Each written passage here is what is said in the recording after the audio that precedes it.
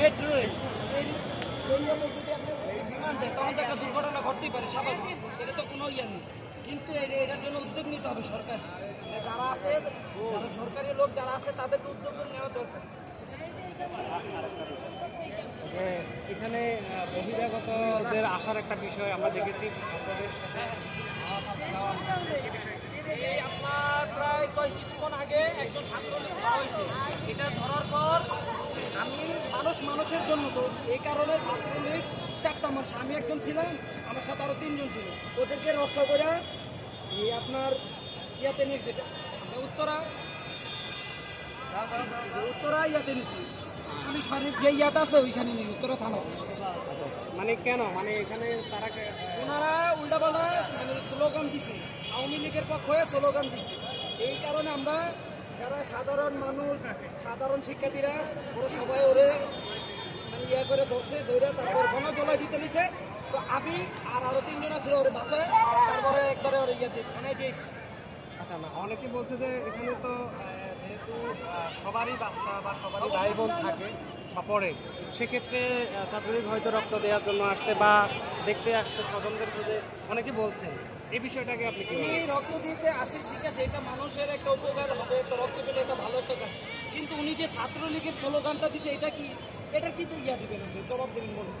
ছাত্রলীগের কেন ইয়া দিবে, স্লোগান দিবে এটা বলেন। আমরা তো মানুষ ভালো, আমরা সাধারণ মানুষ ভালো দেখে তো আর কিছু করিনি। আমরা যদি খারাপ হইতাম, আমরা যদি হাসিনার মতন হইতাম, তাহলে আমরা অবশ্যই এনে গণজলাইতে মেরে লইতে পারতাম।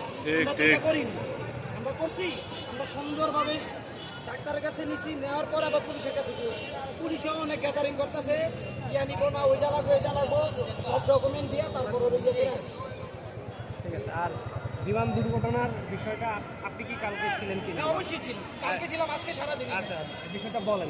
কিছু নেই, বলবো বলেন। মানে যে লাশের একটা বিষয় নিয়ে আপনাদের যে আন্দোলন, এই আন্দোলনটা চলছে, যে সংখ্যাটা আরো বেশি, কোনো স্টুডেন্ট বলছে 100, কোনো স্টুডেন্ট বলছে 150, কেউ বলছে যে উপরে তো হবে, কেউ বলছে এখানে যে বিমানটা দুর্ঘটনা হয়েছে 2টা কক্ষ থেকে ডাইরেক্টলি করছে।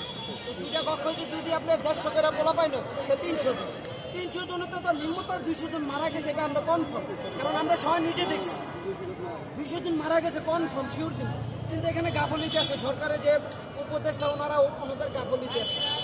কালকে আমাদের সেনাবাহিনী অনেক দুর্ব্যবহার করছে, কিন্তু আজকে নেই, আজকে আবার পুলিশ দুর্ব্যবহার করছে। আপনাদের দাবিগুলো কি কি? 6টা যে দাবি, 6টা দাবি এখানে তো সব লিড দেওয়া আছে, এটা তো আপনারা অবশ্যই দেখছেন, এটা সব কিছু তো বলা যায় না ভাই।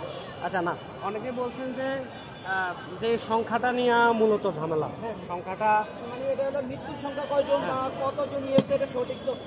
আচ্ছা, এই সঠিক তথ্যটার জন্য অনেকে বলছেন যে যে যার স্বজন সে তো এখানে অথবা হাসপাতালে খোঁজ করার জন্য যাবে, তার অনেকে খোঁজ করছে। আজকে যমুনা টিভি সকালে এটা 10টা নিউজ, যেটা ওই আপনার আফিয়ার মা, কালকে সারাদিন উনি এখানে যোগাযোগ করছে, ওই হাসপাতালে গেছে, পায়নি। আজকেও কিন্তু যোগাযোগ করতেছে, উনি এখনো পায়নি। এই তথ্যটা আমি যে জানলাম, এখনো আফিয়ার খোঁজ নেই। এই খোঁজটা কারা দিবে বলেন, এই খোঁজটা কারা দেবে? ওরা কোথায় যাবে? মানে যারা কর্মকর্তা আছে তারাই তো এটা দিবে নিউজটা, যে আফিয়া এখানে আছে বা এখানে আছে। ওনাদের সন্দেহটা কি, আর ওনাদের ভিতরে এত ভয় কেন, এটা আপনার জানতে চাই। ভয় কিসের? এটা তো দুর্ঘটনা হয়েছে, এটা তো কেউ মারে নাই, এটা তো দুর্ঘটনা, এখানে ভয় কিসের এটা বলেন। এখানের কয়েকজনের সাথে